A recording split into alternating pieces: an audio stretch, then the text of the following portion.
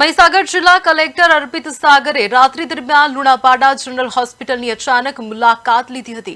આ મુલાકાત દરમિયાન તેમણે ઇમરજન્સી સારવાર વિભાગમાં આકસ્મિક જરૂરિયાત સમયે આવતા દર્દીઓ અને તેમના પરિવારજનોને તાત્કાલિક અને સરળતાથી સારવાર મળી રહે તે માટે જરૂરી સૂચનાઓ આપી હતી।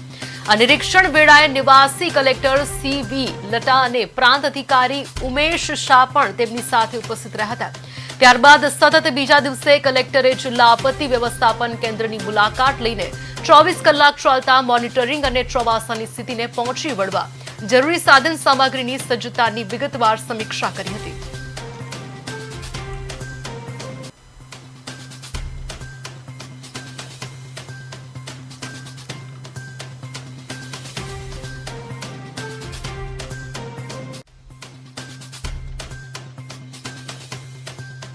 અને જો કોઈ ઇશ્યુ થશે તો તરત જ અમારા વહીવટી તંત્ર બધું કામ કરવામાં અગ્રસર રહેશે। અને જનતાને પણ હું વિનંતી કરું છું કે હવે રેડ કે ઓરેન્જ એલર્ટ હોય છે જિલ્લામાં બારિશમાં, તો બહાર બિનજરૂરી નીકળવાનું નથી। અને જો કોઈ ઇશ્યુ આવે તરત જ અમારી કંટ્રોલ રૂમ પર કોલ કરીને અમે ઇન્ફોર્મ